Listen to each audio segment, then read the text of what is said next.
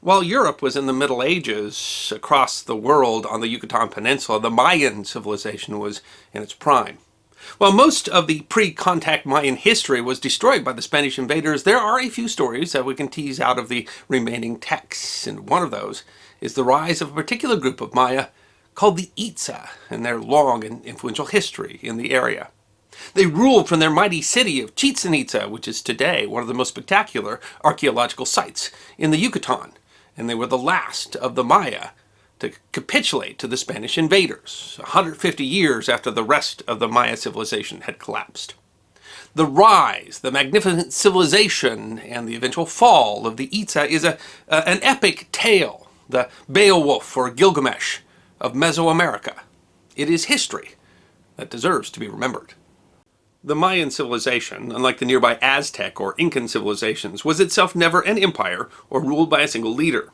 Instead, the Maya were bound culturally and linguistically, but were made up of numerous ethnic groups and tribes, and were, in general, ruled by more powerful city-states or local lords.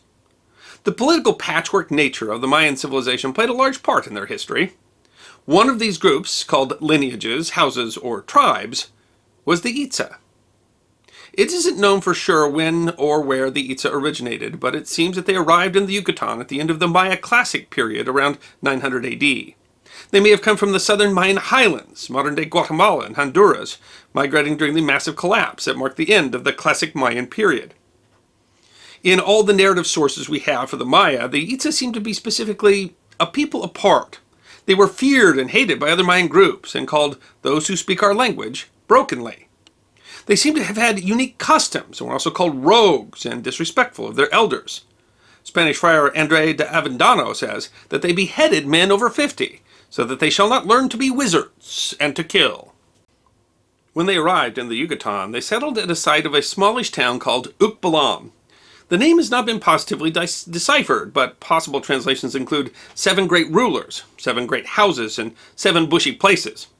Shortly after they set up control of the city, it became known as Chichen Itza, a name meaning at the mouth of the well of the Itza, probably referring to the great water-filled sinkhole known as the sacred cenote.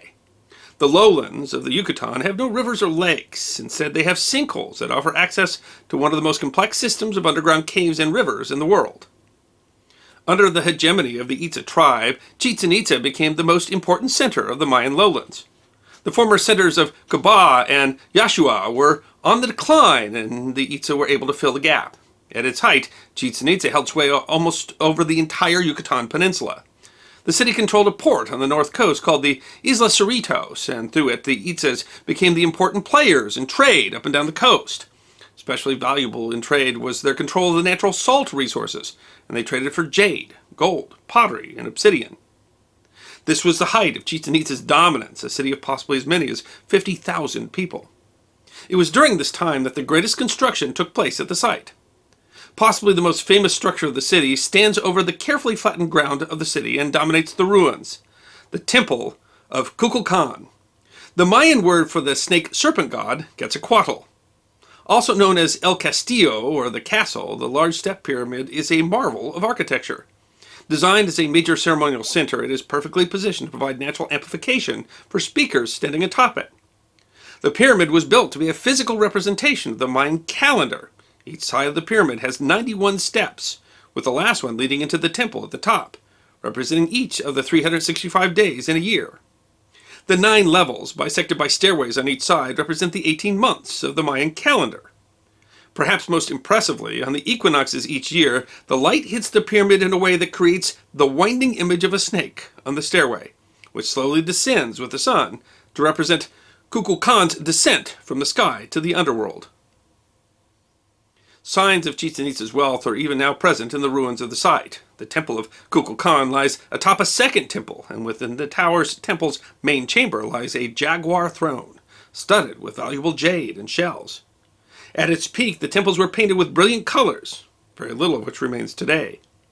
Chichen Itza is also home to the largest ball court in Central America. The ball game, played by Mesoamerican cultures, was unique among ancient sports in that it was played by many different cultures across a vast space. Over 1,300 ball courts have been found, stretching across time from 1400 BC to contact with the Europeans.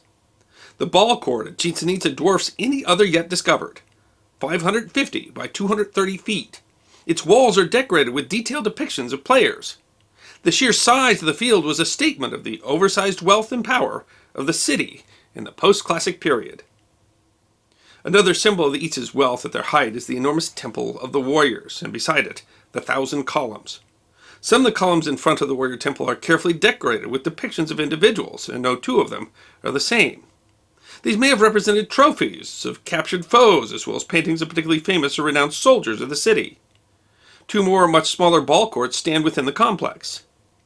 Just north of the city lies the Great Sacred Cenotaph, an important and sacred ceremonial site where the Maya threw offerings, including human sacrifices, to their deities.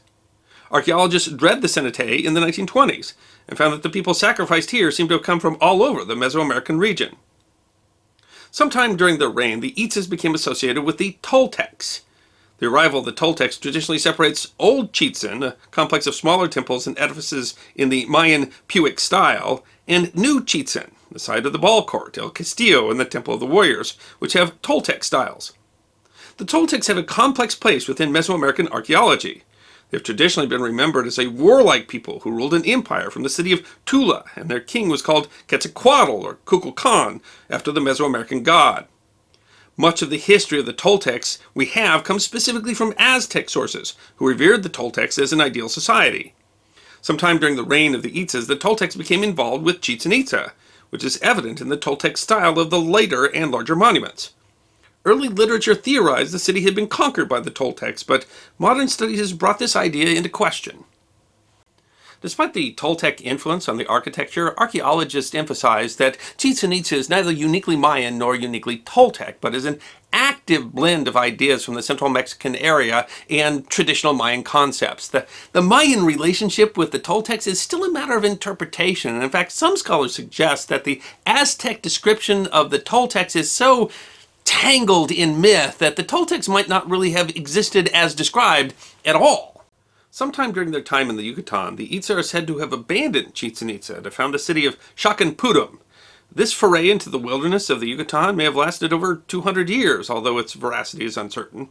They were eventually chased out of Chacanputum, apparently by another group of Itza, according to the chronicles.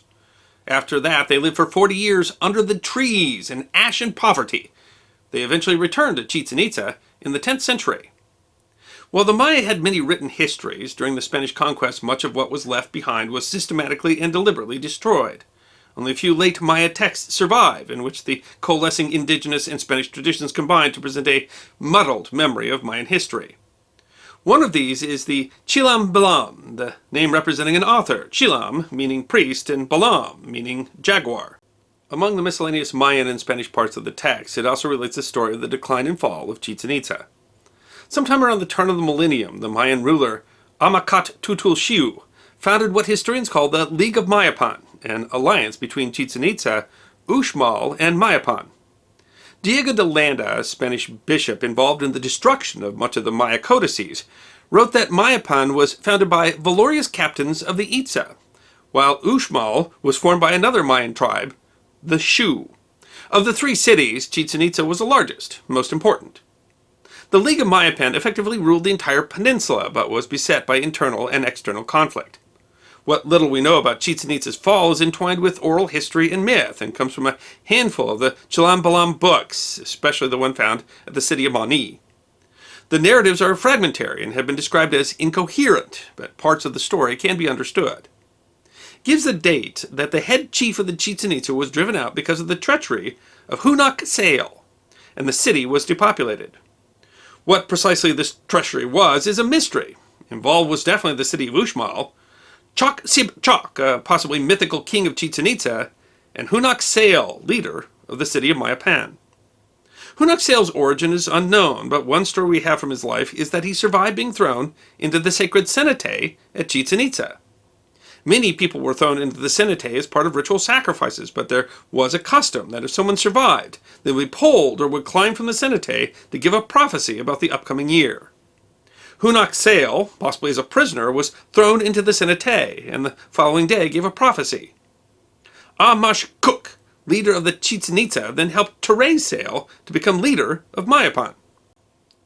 The events leading up to Hunak Sale's treachery are even foggier. In a tale reminiscent of the Greek legend of Troy, a prince of Chichen Itza stole another's wife, precipitating the war. A telling of this story has survived the conquest. San Nyat, or White Flower, was a princess meant to be married to Al Uliel, a prince of Uxmal. But the princess had fallen in love with Con Ek, or Black Serpent, a prince of Chichen Itza, who on her wedding day brought his warriors to the festivities and stole her away. To avenge, Uliel and Hunaxel raised a band of warriors from central Mexico. 7 men as named in the Chilam Balam, and with them sought to destroy Chichen Itza. But when Hunaxel arrived, the Itza had already fled ahead of him. It isn't clear if there was a fight or if the city was sacked. There is some evidence that the city was sacked near this time, but some scholars have suggested Chichen Itza had ceased to be an important center decades before Mayan rose to prominence. The Itza were said to have gone into the heart of the forest of Tashu-Lukmul near Lake Peten. The Itza were still at Lake Peten 400 years later, when they told Spanish priests they had come from Chichen Itza. Mayan then took over undisputed control of the peninsula and remained in power for another 250 years, until further infighting brought down the League of Mayan entirely in the mid-1400s. Chichen Itza remained an important ceremonial and pilgrimage site even after the conquest. Though they did not call themselves Itza, likely Itza descendants helped to fight tenaciously against the Spanish before the Yucatan was subdued in the 1540s. Mayan itself, sometimes called the last great city of the Maya, was built to mimic the great city. It too has a temple of Kukulkan, similar to El Castillo, though much smaller. At its height, it may have been a city of 12,000 people. In Peten, where the ethnically Itza Maya live today, the Itza founded a city called Noje Peten, meaning Great Island, unlike Peten. The Spanish called it Tayasal, a corruption of Tai Itza, meaning place of the Itza, and today it is known as Flores, Guatemala. While they remained busy building an empire of 230,000 square kilometers inside under 4 different kingdoms subordinate to the Itza, which was at its height when Cortes landed in 1519. After the Battle of Cinta, shortly after the landing, the Itza sent Cortes several princesses as an offering of peace, and one of these princesses, Malintzin, would play a role in the fall of the Aztec Empire. The Itza were an embattled empire during the conquest as the Spanish encroached on their kingdoms. Cortes executed the last Aztec king while he was traveling through Itza territory in 1523, and he celebrated Mass at Noje Peten with Con Ek that December. After the fall of most of the Mayan world in the 1540s, the Itza remained independent and steadfastly refused to submit to Spanish rule or to convert to Catholicism. The heavily forested and remote nature of the Peten area contributed to the Itza's continued independence, as the rest of pre-colonial Mesoamerica fell one after the other to Spanish rule. They defeated a Spanish army sent to conquer them in 1622 by ambush, and as late as 1696, Spanish preached peacefully to the last Itza king at Noje Peten. But in 1697, a Spanish army under Martin de Ursa, governor of the Yucatan, came to the city and officially forced the Itza to submit to Spanish rule. There was a short fight, but the use of an oar-powered attack boat caused heavy casualties and forced the Itza to surrender. They were one of the last indigenous cities to be conquered, 150 years after the Spanish conquered the Yucatan. The story of the Itza is one of greatness, of decline, of tenacity. In the ever-changing political landscape of Mayan culture, they managed to cling to an extraordinary amount of power for more than 1,000 years. And while much of their history has been lost or destroyed or mythicized, what remains is the story of a determined and crafty people who have indelibly left their mark upon this earth. Their famous pyramid at Chichen Itza, connected with the perhaps now infamous Mayan calendar, has become a famous icon of their people.